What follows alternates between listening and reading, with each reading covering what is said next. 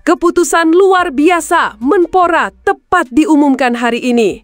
Apakah akan tambah naturalisasi baru dan desak PSSI pecat Patrick Kluivert dan kembalikan STY sekarang juga kah? Bisa menggemparkan dunia. Supporter Timnas Indonesia akui terang-terangan marah ke PSSI. Bahkan berani sebut Shin Tae-yong jauh lebih baik dari Patrick Kluivert sampai bilang begini, "Kok bisa?" Tepat tadi malam, Erick Thohir di luar dugaan ambil keputusan mengejutkan. Apakah turuti permintaan supporter untuk mendepak Patrick Kluivert dan pulangkan STY kembali? Wow, doa publik terkabul. Madam Pang buat pernyataan jujur akui kehebatan Shin Tae-yong ketika di Timnas Indonesia. Yuk simak video sampai selesai. Jangan lupa klik subscribe supaya dapatkan berita terbaru dari kami. Timnas Indonesia berhasil mencatatkan sejarah dengan lolos ke putaran keempat kualifikasi Piala Dunia 2026 zona Asia. Meski pencapaian ini patut dibanggakan, sebagian pendukung Garuda justru menyampaikan keraguan terhadap performa skuad di bawah arahan pelatih Patrick Kluivert. Di media sosial, beberapa fans menyebut bahwa keberhasilan ini sebenarnya bisa saja diraih jika Shin Tae-yong masih menjabat sebagai pelatih kepala. Mereka bahkan menyayangkan keputusan PSSI yang menggantikan pelatih asal Korea Selatan tersebut dengan sosok baru. Kocak gak habis pikir cara pikiran PSI. Kalau cuma round 4, STY pasti bisa lakukan. Secara fisik, gameplay, spirit juang, lebih baik era STY. Tulis seorang fans Garuda dalam unggahannya. Selain mempertanyakan keputusan PSSI, kritik juga diarahkan pada gaya bermain Timnas Indonesia sejak dipegang Kluivert. Sejumlah fans menilai ada banyak aspek teknis yang mengalami kemunduran. Era Patrick, fisik pemain lemah, stamina drop, kurang disiplin, bola sering lepas, penguasaan bola kalah, pressing sangat lemah, organisasi tim kurang kompak, bermain lebih individu daripada bermain secara tim, tulis seorang penggemar. Analisis tersebut kemudian diperkuat oleh pengamatan lain yang menganggap gaya bermain Timnas saat ini kehilangan identitas yang sempat terbentuk bersama Shin Tae-yong. Jarak antar pemain kurang rapat, umpan-umpan pendek jarang terlihat, akurasi operan passing kurang tepat, sering memainkan umpan lambung, dan lain-lain. Timnas kembali ke masa kegelapan meski dipenuhi pemain bintang, sambung penggemar itu. Pemainnya sama, malah sekarang tambah amunisi baru. Kenapa enakan dulu zaman STY kalau dilihat? Ujar salah satu fans. Jelas lebih bagus STY, fisik dan taktik bermain, tambahnya. Seperti diketahui, Shin Tae-yong resmi berpisah dengan Timnas Indonesia pada awal Januari 2025. Setelah hampir 5 tahun membangun skuad, kontraknya dihentikan oleh PSSI menyusul kegagalan Timnas melaju lebih jauh di Piala AFF 2024. Ketua Umum PSSI Erick Thohir menjelaskan bahwa keputusan itu tidak diambil secara gegabah. Ia mengungkapkan bahwa dinamika internal sudah mulai terlihat sejak sebelum laga melawan Cina pada 15 Oktober 2024 saat Timnas kalah 1-2 di Qingdao. Kalau saya lihat, memang dinamika ini cukup kompleks. Kalau saja waktu itu kita mengambil keputusan yang tergesa-gesa, mungkin kurang baik juga, ujar Erick dalam konferensi pers yang digelar pada 6 Januari 2025. Ini sudah dirasakan sejak pertandingan, bahkan mungkin sebelum Indonesia lawan Cina, tetapi waktunya terlalu mepet, lanjutnya. Makanya saya ceritakan, sebelum pertandingan di Cina, itu sudah terjadi dinamika yang cukup tinggi.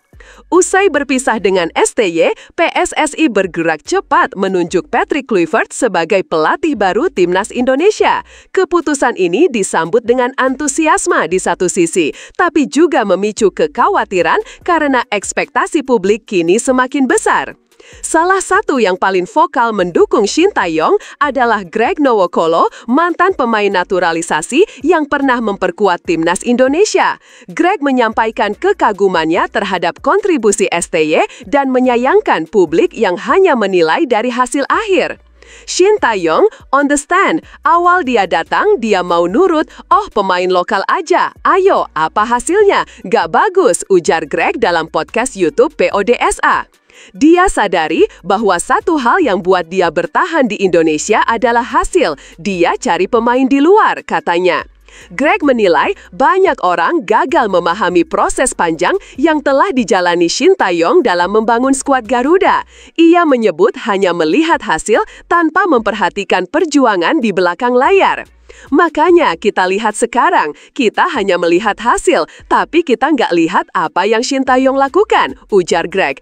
Aku tahu apa yang dia hadapi, karena aku pernah berada di situ. Orang di media bisa punya opini ini itu, but it's not easy, belum lagi pelatih online, tambahnya.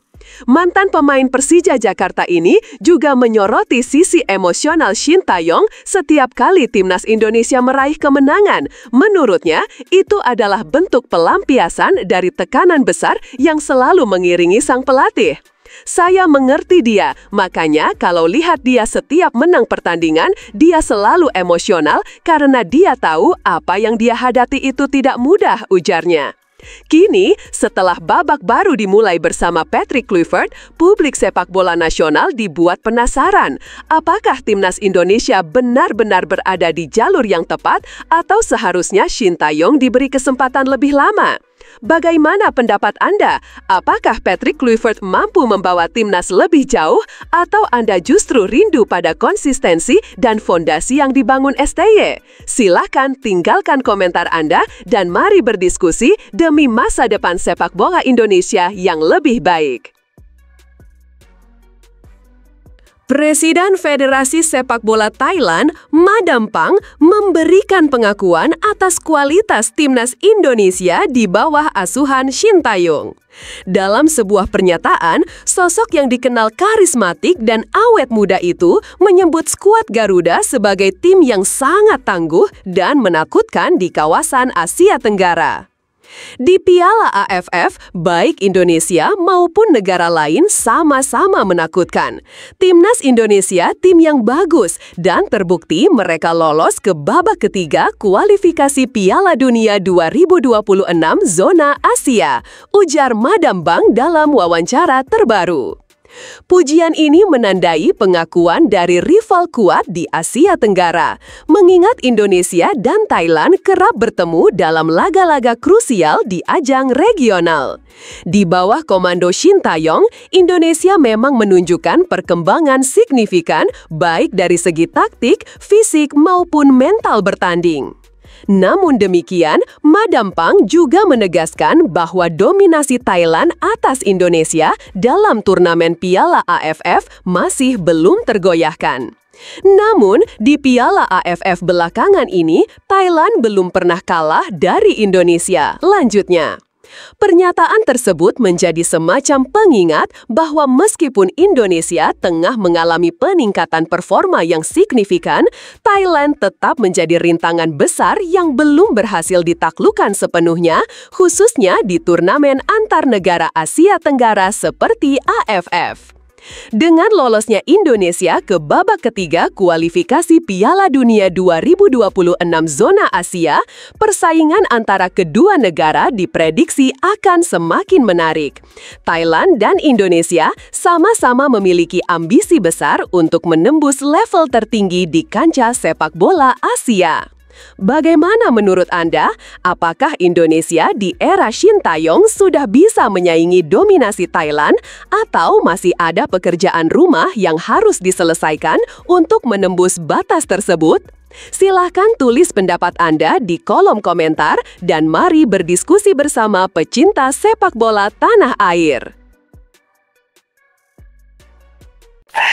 Timnas Indonesia akan menghadapi putaran keempat kualifikasi Piala Dunia 2026 zona Asia usai finish di peringkat keempat pada putaran ketiga. Dengan mengoleksi 12 poin, Merah Putih didampingi Arab Saudi berhak lolos ke babak keempat dari grup C. PSSI berencana menambah pemain diaspora baru untuk menambah kekuatan tim menghadapi putaran keempat. Hal ini dibocorkan Menpora Dito Aryo Tejo saat mengikuti kegiatan di kawasan Palmerah, Jakarta Barat pada Rabu. Dito memastikan kedatangan pemain diaspora baru ini terus dikoordinasikan dengan Federasi Sepak Bola Tanah Air (PSSI). Ya pastinya kita masih menunggu dari PSSI apa yang dipersiapkan buat tahun 4, kan masih ada jeda waktu lumayan, jadi kita masih menunggu perkembangan. Sudah ada ini Mas, info-info gitu Mas dari PSSI sendiri? Kemarin saya sempat bertanya ke Pak Ketum PSSI untuk tahun 4 ini memang ada rencana mencari lagi, cuman belum mendapatkan yang pas. Kira-kira berapa pemain Mas? Belum tahu, ini belum ada yang menemukan yang kesepakatannya. Tapi ada rencana? Ada rencana. Terima kasih Mas. 5 negara Timur Tengah akan menjadi calon lawan JIJS dan kawan-kawan di putaran keempat Oktober mendatang, yaitu Uni Emirat Arab, Qatar, Irak, Oman, dan Arab Saudi. Pertandingan putaran keempat ini akan berlangsung pada 4 hingga 14 Oktober mendatang. AFC sudah menunjuk Qatar dan Arab Saudi sebagai tuan rumah. Sementara untuk drawing pembagian grup dijadwalkan digelar 17 Juli 2025 mendatang. Klub Bundesliga Borussia Mönchengladbach memperkenalkan bek timnas Indonesia Kevin Dix Bakar Besi sebagai pemain barunya.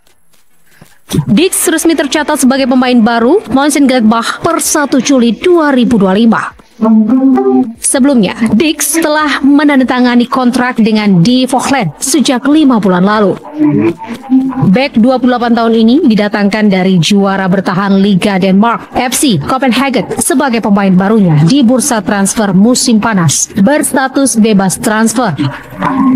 Bahkan Dix juga mengukir catatan pemain berdarah Indonesia pertama yang mentas di Liga Jerman.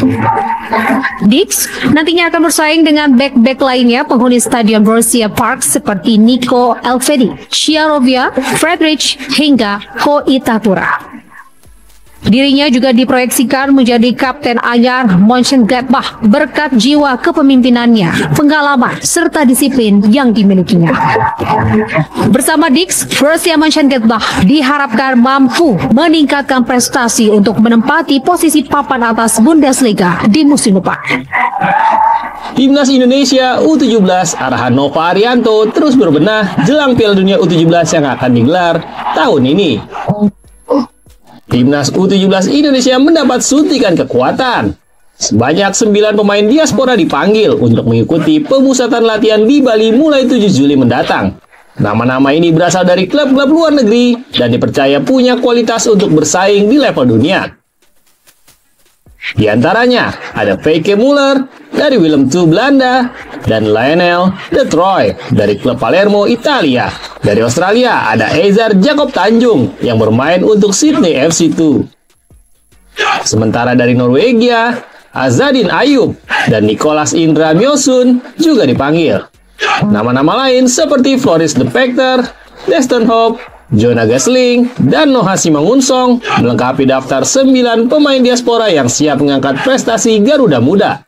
Pelatih Nova Arianto memanggil total 34 pemain untuk TC di Bali. Kombinasi pemain lokal dan diaspora dipersiapkan untuk menghadapi lawan-lawan tangguh di Piala Dunia U17 Qatar.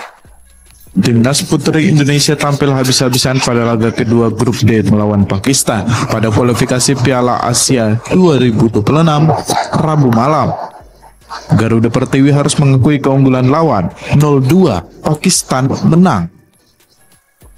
Bertanding di Stadion Indomilk Arena, Tangerang, Banten, Pakistan tampil menyerang sejak menit awal. Gol cepat Pakistan terjadi di menit ke-8. Tendangan dari sisi kanan lapangan tak bisa dihalau kiper Garuda Pertiwi. 1-0 Pakistan unggul. Pakistan kembali meningkatkan serangan pada menit ke-15. Serangan cepat lawan berhasil menerobos gawang pertahanan Indonesia. Di kotak terlarang, bek Indonesia Nahon menarik baju lawan dan dinyatakan pelanggaran. Wasit langsung menunjuk titik putih di menit ke-16. Pemain Pakistan Suha Hirani ditunjuk sebagai eksekutor dan sukses menjalankan tugasnya. Skor berubah menjadi 2-0. Di sisa waktu babak pertama, Indonesia sebenarnya bangkit dan tampil menyerang. Tapi tendangan bertubi-tubi ke gawang lawan masih bisa dihalau kiper Pakistan. Skor tak berubah hingga jeda. Selanjutnya pada babak kedua berlangsung sengit. Kedua tim jual beli serangan sejak awal pertandingan. Namun hingga peluit panjang berbunyi, tak ada lagi gol yang tercipta. Pertandingan tuntas dengan skor 0-2 atas kemenangan Pakistan. Pelatih Timnas Putri Indonesia Satoru Mochizuki mengatakan Garuda Pertiwi banyak melakukan kesalahan dasar sendiri sehingga permainan tidak bisa berjalan dengan baik. そして選手が多少変わったのは変わったからって決して弱くなったとは思っていません。何よりも本当にイージーミスが少し多かったと思っています。パスをカットされたり、コントロールが取れなくてもいいところに止められなかったり、そういうのが多かったと思います。基本的なところがやはり今日はうまくできてなかったので、リズムがなかなかつかめてなかったと思います。ただまだまだやはり、出来たての新しい選手が出来たてのチームで、やはり失点先にしたっていうのは、やはりチームとしては勢いがなかなか出なかったと思います。こういうのがサッカーだと思うんで、選手にはまた明日から次に向けてやっていこうと思っています。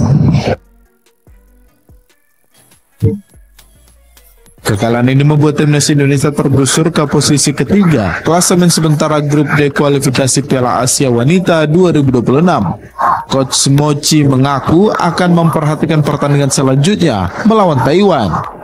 Tentu tidak hanya memperbaiki taktik, tetapi mental para pemain juga harus dijaga karena lawan selanjutnya adalah tim favorit juara pada ajang ini. Seperti main tidak lepas, ya maklum masih usia muda. Tapi tadi saya sampaikan di dalam locker room di bulan Agustus ini menjadi pelajaran buat mereka untuk di kejuaraan U20 AFC. Ya finishing.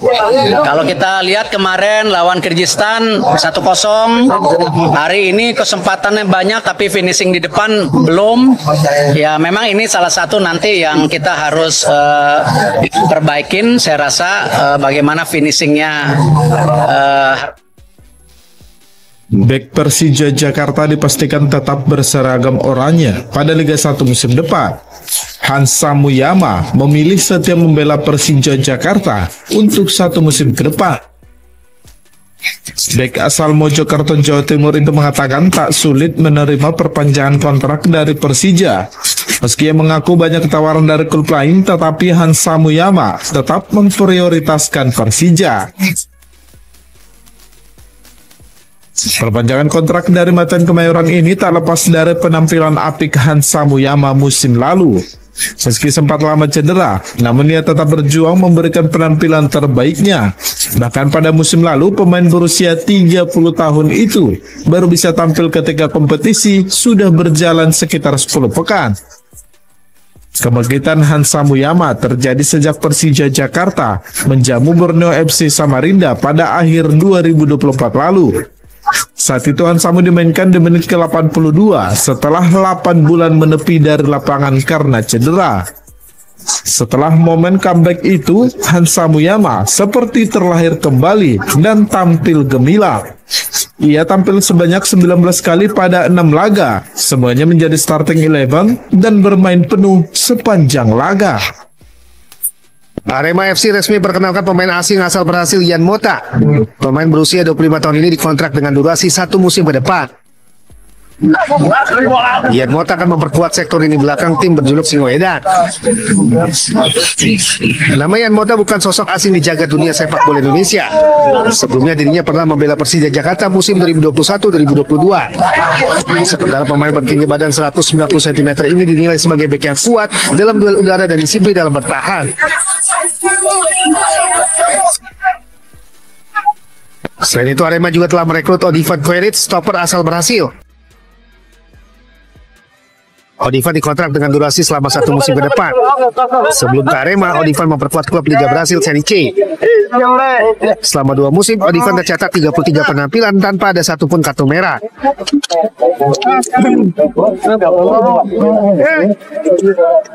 Ya, sebagai juara bertahan, Arema ingin kembali merebut juara Piala Presiden tahun ini.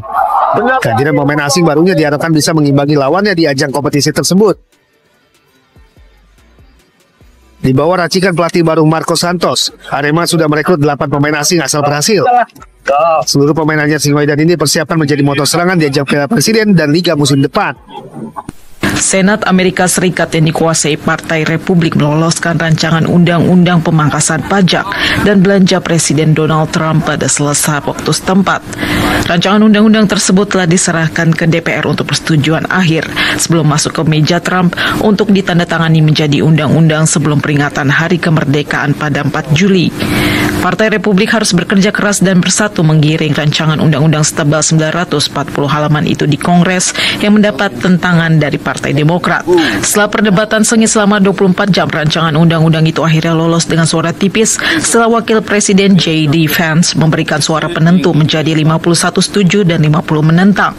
Menteri Keuangan Amerika Serikat Scott Bessent membela rancangan undang-undang anggaran Trump yang telah diloloskan Senat yang sejak awal telah mendapatkan kritikan tajam dari Elon Musk. Bessent meminta Musk untuk tetap fokus pada masalah roket dan menyerahkan urusan keuangan kepada dirinya. Bessent menegaskan pentingnya meloloskan rancangan undang-undang tersebut sebagai cara untuk mengamankan pendanaan deportasi. Ia juga memuji ekonomi Amerika Serikat yang disebutnya telah kembali bangkit. Sementara itu, saham Tesla merosot saat Presiden Amerika Serikat Donald Trump menyerukan diakhirinya subsidi terhadap perusahaan-perusahaan Elon Musk untuk menghemat dana pemerintah federal. Komentar Trump muncul setelah Musk yang sempat memimpin Departemen Efisiensi memperbarui kritiknya atas rancangan undang-undang pemotongan pajak dan belanja Trump. Musk bersumpah akan melengsarkan anggota parlemen yang mendukung rancangan undang-undang setelah sebelumnya berkampanye untuk membatasi pengeluaran pemerintah. Saham Tesla yang diperdagangkan di Frankfurt, Jerman anjlok 5% pada Selasa. Penjualan Tesla juga mengalami penurunan selama 6 bulan di Swedia dan Denmark yang semakin menegaskan tantangan yang dihadapi perusahaan-perusahaan milik Elon Musk. Maskapai nasional Australia Qantas mengumumkan sekitar 6 juta akun pelanggan telah diretas dalam serangan siber yang terjadi awal Juni lalu. Dalam pernyataan resminya hari ini, Qantas menyebut peretasan terjadi melalui sistem layanan pelanggan pihak ketiga yang terhubung ke pusat panggilan. Data pribadi seperti nama, email, nomor telepon, tanggal lahir, dan nomor keanggotaan program pelanggan setia berhasil diakses. Insiden ini disebut sebagai pencurian data terbesar di Australia dalam beberapa tahun terakhir dan menjadi pukulan bagi Qantas yang tengah membangun kembali kepercayaan publik. CEO Qantas Vanessa Hudson meminta maaf kepada pelanggan dan menjanjikan dukungan penuh. Qantas kini bekerja sama dengan otoritas untuk menyelidiki peretasan akun pelanggan dan memperkuat sistem keamanannya. Sementara itu, Maskapai Nasional Negara-Negara Skandinavia atau SAS mengumumkan rencana pembelian hingga 55 pesawat dari produsen Brasil Embraer. Dalam konferensi pers yang digelar di Copenhagen, Denmark pada Selasa waktu setempat, CEO SAS Anko van den Werf menyampaikan bahwa pihaknya telah menandatangani kontrak pembelian 45 unit pesawat tipe E195E2 serta opsi tambahan sebanyak 10 unit lainnya. Pesawat E195E2 merupakan jenis pesawat narrowbody atau berbadan sempit yang mampu menampung hingga 146 penumpang. Pesawat ini dikenal efisien dan cocok untuk rute jarak menengah sehingga diharapkan dapat memperkuat armada regional SAS ke depan. Pesawat-pesawat baru tersebut dijadwalkan mulai dikirimkan secara bertahap dalam beberapa tahun ke depan. 5 orang tewas diduga akibat keracunan karbon monoksida saat gelombang udara dingin melanda Buenos Aires, Argentina, Selasa waktu setempat. Korban terdiri dari 4 orang dewasa dan seorang anak berusia 4 tahun.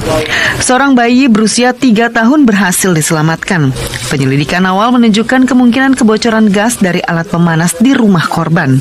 Pihak berwenang masih menyelidiki penyebab pasti insiden ini. Gelombang udara dingin ekstrem melanda Buenos Aires, Argentina dengan suhu mencapai titik beku -1 derajat Celcius. Kondisi ini membuat kendaraan dan rerumputan tertutup lapisan es tipis sementara warga mengenakan jaket tebal, shell, dan topi wool untuk melindungi diri dari dingin yang menusuk. Layanan Meteorologi Nasional Argentina memperingatkan suhu dingin ini akan terus berlanjut sepanjang minggu dengan cuaca membeku terutama di pagi hari. Sementara itu, 2 orang tewas dalam kebakaran hutan hebat di wilayah Catalunya, Spanyol saat gelombang panas ekstrem melanda Eropa.